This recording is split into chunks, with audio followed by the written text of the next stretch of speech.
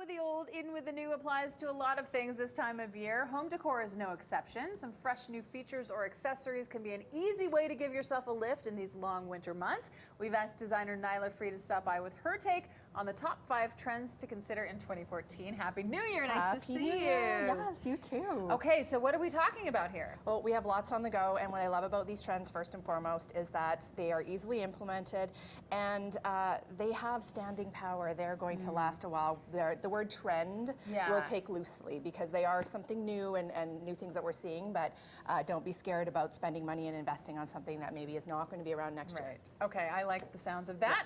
Patterned floors? So we're going to start with patterned floors, and patterned floors can come in many different ways, and part of it is perhaps the installation and the way that it is installed. So taking a typical tile, let's say for instance this one, and having your installer create the pattern for you. So with the texture of the grain, with the linear quality of this particular tile, and installing it in a certain pattern, whether it be herringbone or what have you. Okay, so we're looking at it. Exactly. So that's a great use of this particular tile.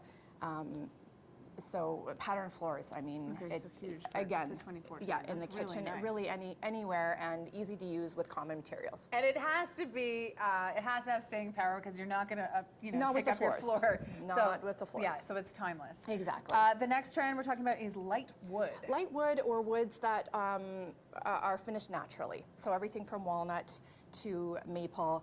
You can go right from built-ins to your kitchen cabinetry to floors, or right down to some smaller accessories that we're finding everywhere at Crate & Barrel, Chapters, IKEA.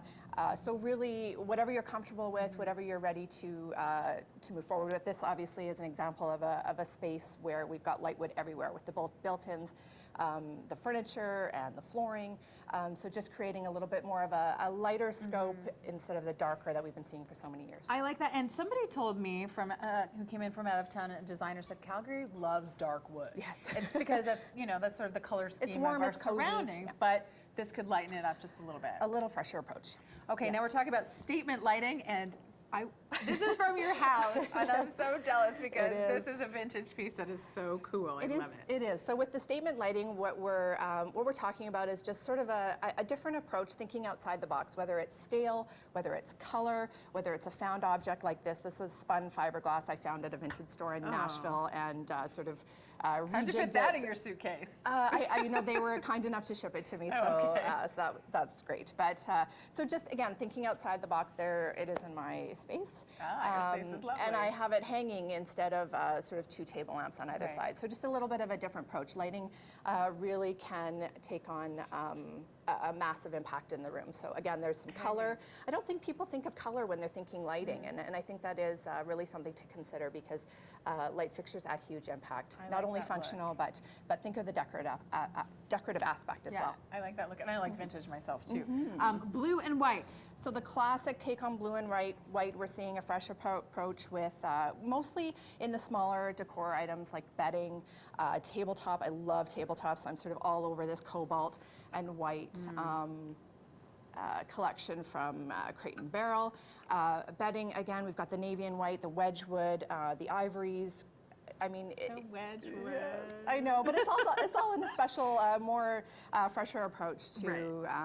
So if you're looking for something to update, people are always thinking, well, I'll just change my bedding. If that's what you're thinking, maybe go with the blue and white. Okay, and last but not least, we're talking about wall and ceiling details. So some trim here.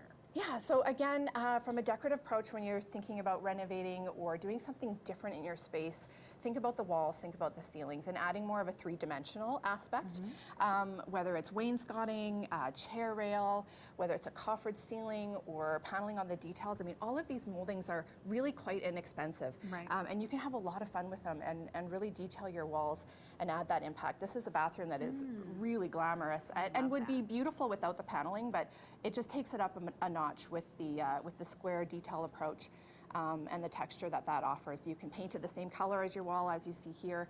Add a contrast color or paint it the same color as your doors. I mean, really the options are limitless. But I love all of this stuff. Nyla, how do people find you? NylaFreeDesigns.com.